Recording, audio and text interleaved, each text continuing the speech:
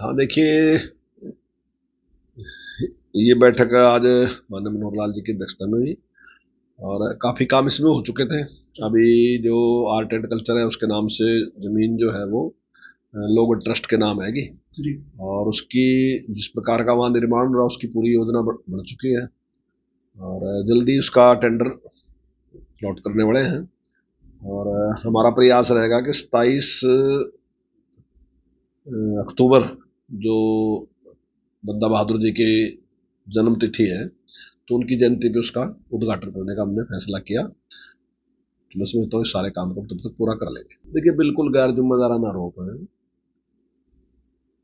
पहले वो आरोप लगाते थे कि भाई ईवीएम मशीन जो है उससे वोट चोरी रही, तो वो अव्यवस्था फैलाना चाहते थे ताकि लोगों को ये लगे कि हमने वोट चाहे कहीं भी दिए लेकिन रिजल्ट कुछ और ही आएगा। ऐसे ही वो कोर्ट के बारे में भी कहते हैं और दूसरी अन्य संस्थाओं के बारे में भी इसी प्रकार के, चुनाव आयोग के बारे में भी इसी प्रकार से टिप्पणी करते हैं। तो अभी जो वोट चोरी की बात भी कह रहे हैं, अगर वोट चोरी होती थी ना जब कांग्रेस का शासन था, जब मशीनें भी नहीं थी, मैं दावे के साथ कह रहा कि भारतीय जनता पार्टी जब अटल बिहारी वाजपेयी जी की सरकार बनी उस सरकार से पहले अगर आप देखोगे, आप बिहार का देख लो, आपको आम तौर पे मिलता था कि बूथ लूट लिए। आप उत्तर प्रदेश के देख लो, बंगाल के देख लो, कहीं के भी देख लो, आपको बहुत जानकारी इस प्रकार की मिलेगी कि उस प्रकार की किस प्रकार से लूट थी। हमने बड़ों से बात सुनी भी है कि भाई हरियाणा में भी ऐसा होता था कि बड़े चौधरी बैठ जाते थे और वो कह देते कि तो गरीब आदमी आवा था, उसको कहते भाई तेरी वोट आई मान ली मैंने, जा। और लोग ऐसे चले भी जाते थे। आज से 20-30 साल पहले बात मैं कह रहा है इस प्रकार की थी। लेकिन अभी जिस प्रकार की जागरूकता बढ़ी है, आज कहीं भी वोट चोरी का, मैंने नहीं, हर जगह से हरियाणा में कहीं भी चले जाओ आप, सब जगह वोट लोग पोल कर रहे हैं। और अब उस प्रकार का व्यवहार नहीं रहा, मशीन में वोट पोल रहा तो उसकी वोट की चोरी का कोई संभावना नहीं। हाँ, मैं ये बात तो मानता हूँ कि हो सकता है किसी व्यक्ति की, एक व्यक्ति की वोट कट गई हो, दो की वोट एक बूथ पे कट गई हो, 3 लोगों की वोट कट गई हो, किसी ने फार्म भर के दे दिया, उसने कहा कि भाई आदमी रहता नहीं, उसकी वोट कट गई, तो वो ठीक करी जा सका, 1-2 वोट वो थोड़ी बहुत ही गड़बड़ जा। ऐसी वोट भी है कि जिस आदमी की डेथ होगी उसकी वोट कटी नहीं, किसी ने उसमें एतराज नहीं किया, वो कटी नहीं। ऐसी छोटी मोटी त्रुटियां होती हैं और उसका शुद्धिकरण करना चुनाव आयोग की ड्यूटी है। और एक टाइम ऐसा निश्चित होता है कि उसमें चुनाव आयोग उसके सारे का शुद्धिकरण का काम करता है। अब बिहार में जब वो शुद्धिकरण होया तो उस बात पे नेतराज है। अब अभी तक 66,000 वोट, 66 लाख वोट वगैरह कटी, लेकिन 66 लाख वोटों में अभी तक कोई आया तो नहीं। आपने देखा नहीं प्रेस में कहीं कोई बहुत बड़ी संख्या में लोग, 66 लाख तो बहुत वोट हो, अगर 66 लाख वोट कट गई तो कहीं कम से कम 20,000 लोग तो इकट्ठे होते हैं, हमारी वोट कट गई, हमारी वोट, इस बात पे चिल्लाते। लेकिन अभी तक तो मेरा ख्याल है आपके पास कोई 5 लोग भी नहीं आए।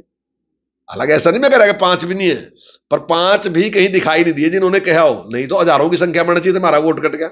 लेकिन वोट किसका बनाना चाहते हैं?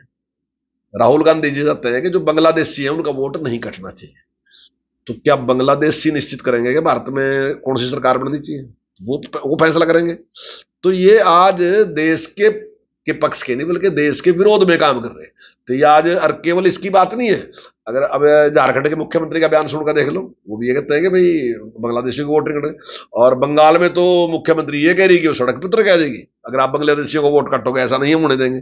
तो आज इन सारे के सारा जो ये लोग इकट्ठे हैं, इन सब की सोच ये है कि ये वोट नहीं कटनी चाहिए, जो बांग्लादेशी घुसपैठी है, जो रोहिंग्या है, उनका वोट नहीं कटना चाहिए। और उस वोट के कटते ही कहते हैं कि वोट चोरी है। ये प्रमाण दो ना कहीं कहीं वोट चोरी है।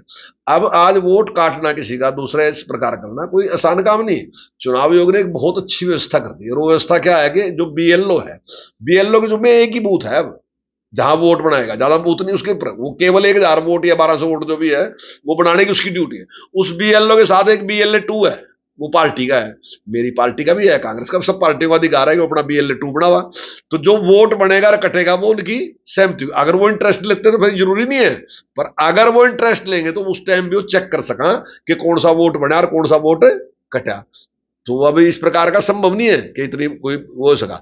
लेकिन क्योंकि उन्होंने कहना आरोप लगाना, क्योंकि वो ऐसे लोगों के साथ मिले हैं जो राष्ट्र विरोधी लोग हैं, जिनकी जड़ें जो हैं वो यहां नहीं है, कहीं दुनिया में दूसरी जगह है।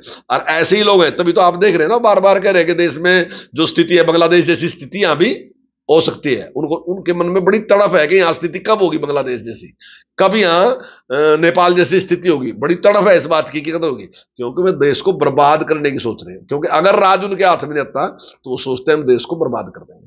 लेकिन ये संभव नहीं है। आज एक बहुत ही योग्य और दुनिया के नंबर 1 व्यक्ति जो है नेतृत्व देने वाले नरेंद्र मोदी जी के हाथ में देश की सत्ता है। और आज उनके मार्गदर्शन में जो भारत है बहुत तेज गति के साथ विकास करता जा रहा और जनता का विश्वास उनके प्रति है। और पूरी दुनिया में आज 76% लोगों के लोकप्रिय नेता हैं। हमारे हमारे देश के नहीं, दुनिया में 76% आबादी ऐसी है जो नरेंद्र मोदी जी को पसंद कर रही है कि वो एक अच्छे हुए। और अभी आपने देखा नेपाल में भी वो भी डिमांड ये कर रहे हैं कि हमारे पास भी नरेंद्र मोदी होना चाहिए। इसकी तो बात छोड़ो, नेपाल की तो बात छोड़ो, पाकिस्तान में भी लोग ये करें। मैंने सोशल मीडिया पर उनको सुना कि अल्लाह अगर पूरा नहीं देता कुछ थोड़ा छोटा सा मोदी तो दे दे, कुछ छोटा सा योगी तो दे दे, जो ताकि हमारा देश भी तरक्की कर दे। आज लोग इस बात की कामना कर रहे हैं, लेकिन यहाँ जिस प्रकार का ये व्यवहार कर रहे हो आपके सामने।